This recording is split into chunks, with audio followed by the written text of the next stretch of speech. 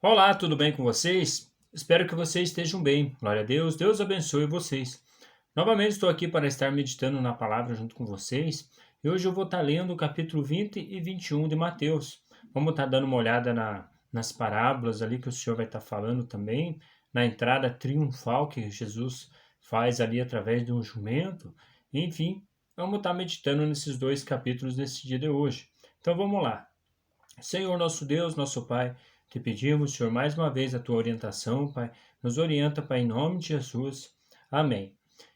No capítulo 21, ele vai estar falando da parábola dos trabalhadores na vinha, que fala bem assim, ó. Pois o reino dos céus é como um proprietário que saiu de manhã cedo para contratar trabalhadores para a sua vinha.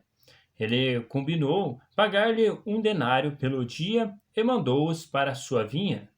Por volta das 9 horas da manhã, ele saiu e viu outros que estavam desocupados na praça. Ele disse: Vão, vocês também trabalhem na vinha, e eu pagarei a vocês o que for justo.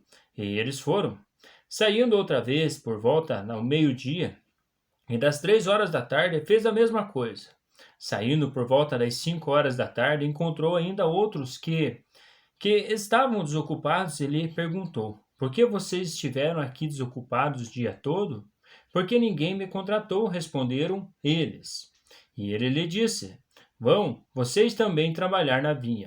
Ao cair da tarde, o dono da vinha disse a seu administrador: Chame os trabalhadores e pague-lhes o salário, começando com os últimos contratados e termine nos primeiros.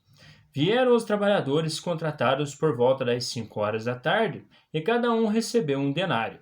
Quando vieram os que tinham sido contratados primeiro, esperavam receber mais, mas cada um deles também recebeu um denário.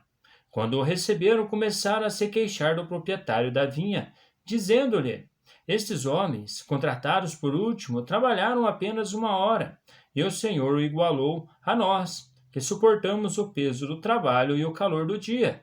Mas ele respondeu a um deles: Amigo, não estou sendo injusto com você. Você não concordou trabalhar por um denário? Receba o que é seu e vá. Eu quero dar o que foi contratado por último, ou mesmo que dei a você. Não tenho o direito de fazer o que quero com o meu dinheiro? Ou vocês estão com inveja porque sou generoso? Assim, os últimos serão primeiro e os primeiros serão últimos. Vale lembrar que também tem pessoas que se converteram já há mais tempos, digamos que eu, que você, e enfim, hoje, digamos, eu faz uns 6 anos aí que estou no caminho de Cristo Jesus. E tem pessoas que têm já mais tempos trilhados. Enfim, quando nós formos chegarmos até o reino, o Senhor vai também, claro que lá ele vai estar dando cada um conforme as suas obras também. Mas a salvação que dá para entender aqui que ele traz é para todos, indiferente se é velho de fé, se é novo, porque a palavra ali também fala: os últimos serão os primeiros e os primeiros serão os últimos. Enfim, tá desse jeito que o Senhor colocou e é a palavra dele, enfim. Enquanto estavam subindo para Jerusalém, Jesus chamou em particular os 12 discípulos e ele disse: Estamos subindo para Jerusalém, e o Filho do Homem será entregue ao chefe dos sacerdotes e aos mestres da lei. Eles os condenarão à morte e o entregarão aos gentios, para que zombem dele, o açoitem e o crucifiquem, e no terceiro dia ele ressuscitará.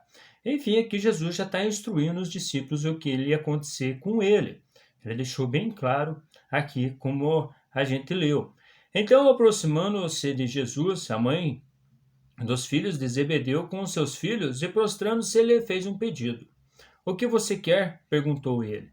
Ela respondeu: Declara que no teu reino esses meus 2 filhos se assentem um à sua direita e o outro à tua esquerda. Disse-lhe Jesus: Vocês não sabem o que estão pedindo.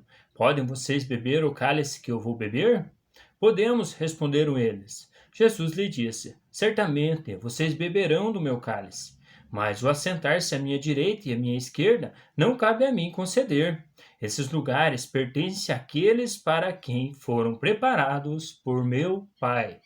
Quanto aos outros 10, ouviram isso, ficaram indignados com os 2 irmãos. Jesus os chamou e disse: Vocês sabem que os governantes das nações as dominam, e as pessoas importantes exercem poder sobre elas. Não será assim entre vocês. Ao contrário, quem quiser tornar-se importante entre vocês deverá ser servo, e quem quiser ser o primeiro deve ser escravo, como o Filho do Homem, que não veio para ser servido, mas para servir e dar a sua vida em resgate por muitos. Aqui Cristo traz um exemplo que quem quer ser o primeiro, que seja o servo, que esteja servindo, que vai ter um galardão muito maior do que aquela pessoa que só quer receber, que as outras estejam servindo ele. Enfim, não vai adiantar de muita coisa, como a palavra fala ali. O ideal, o importante é estar servindo, estar ajudando, sendo servo, como o próprio Cristo falou. Ele deu um exemplo também com ele, porque ele era Deus e não usurpou ser igual a Deus aqui na terra. Antes se esvaziou e, assumindo uma forma de servo, ele esteve aí junto com os discípulos ensinando e não tinha nenhum de reclinar a cabeça dele. Ele era Deus, sabia de tudo, conhecia o pensamento de todos, como a gente viu ali, e enfim, não quis se achegar, digamos, com uma divindade ali. Ele era Deus, mas ele foi servo dos discípulos e das pessoas que se aproximavam dele ali também. Como a gente vai ver ali nas cartas de Pedro, aliás, de Paulo, Paulo começa a falar desta forma também, como a gente vai estar olhando nas cartas de Paulo. Ao saírem de Jericó, uma grande multidão seguiu Jesus. 2 cegos estavam sentados à beira do caminho, e quando ouviram falar que Jesus estava passando, puseram-se a gritar: Senhor, filho de Davi, tem misericórdia de nós. A multidão os repreendeu para que ficassem quietos, mas eles gritavam ainda mais: Senhor, filho de Davi, tem misericórdia de nós. Jesus, parando, chamou-os e perguntou-lhes: O que vocês querem que eu faça? Responderam eles: Senhor, queremos que se abram os nossos olhos. Jesus teve compaixão deles e tocou-lhe nos olhos deles.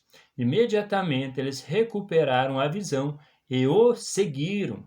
Enfim, essa passagem aí dá muito assunto se nós formos pegar ela e começar a conversar ali, que hoje a multidão às vezes acaba não deixando a gente chegar perto de Cristo, começam a gritar, como fala ali, né?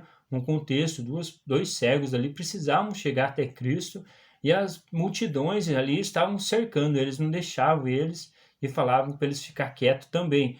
Mas esse é bom a gente estar meditando, cada um no seu particular, tirar ali um ensinamento a respeito desta palavra de que esses 2 cegos ali chegaram até Cristo.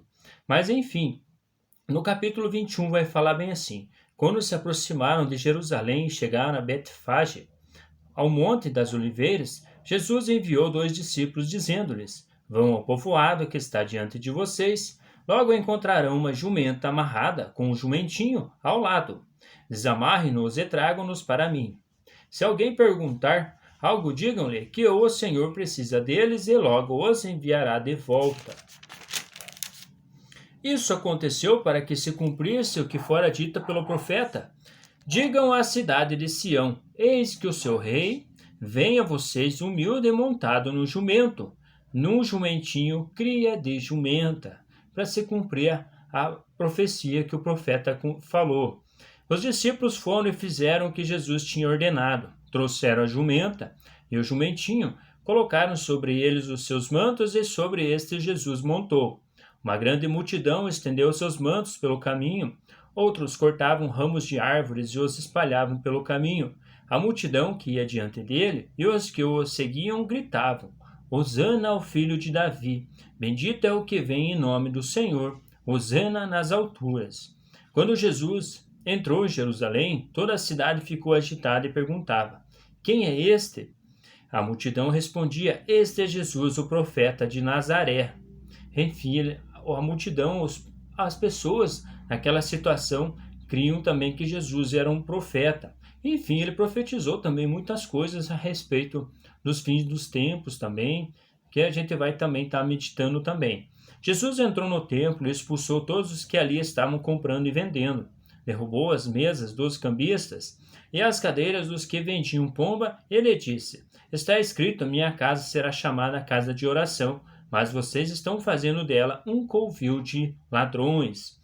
Assim como Salomão, lá quando construiu o templo, ali quando ele ora, ele fala: ó Senhor, a hora que nós orarmos aqui, Senhor, escuta nos céus a nossa oração, faz a nosso favor. E aqui também Jesus ele fala, ó, como está escrito, a minha casa será chamada casa de oração.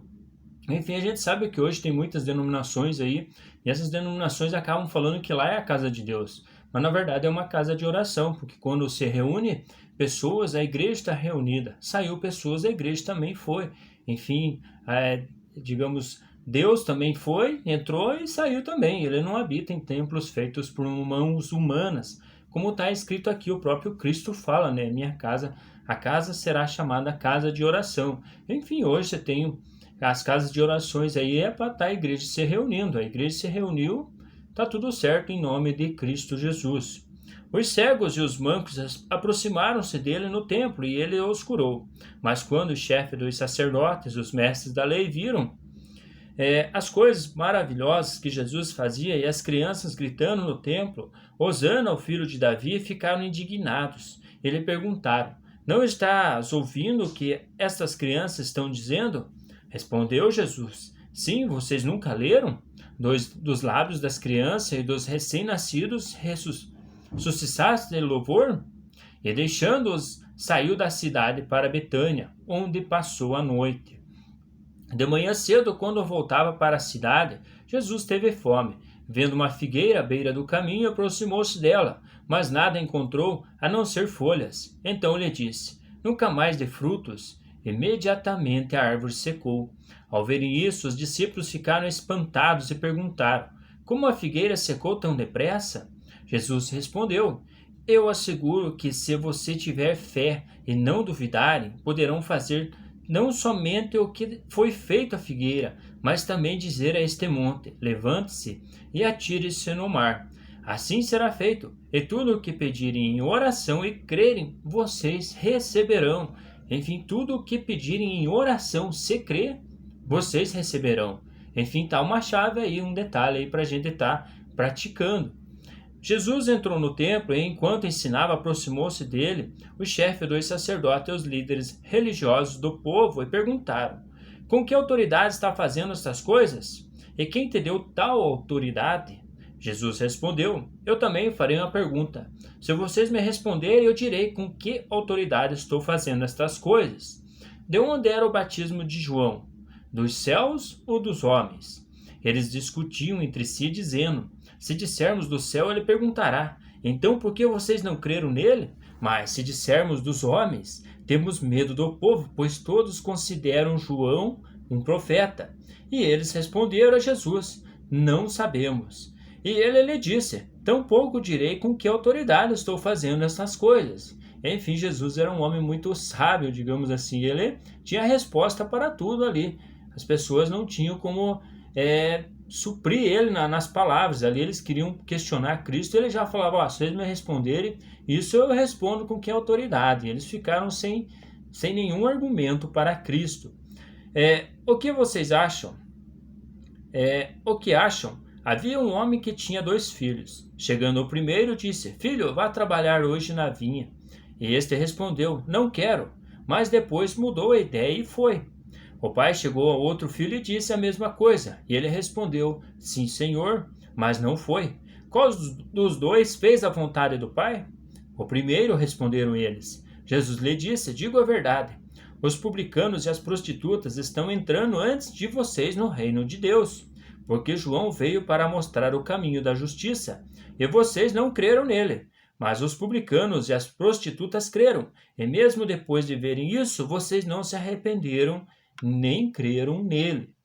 Ouçam outra parábola. Havia um proprietário de terras que plantou uma vinha, colocou uma cerca ao redor dela, cavou um tanque para prensar as uvas e construiu uma torre. Depois arrendou a vinha a alguns lavradores e foi fazer uma viagem. Aproximando-se a época da colheita, enviou seus servos aos lavradores para receber os frutos que lhe pertenciam. Os lavradores agarraram seus servos, a um espancaram, a outro mataram e apedrejaram o terceiro. Então enviou-lhes outros servos de maior número, e os lavradores o trataram da mesma forma.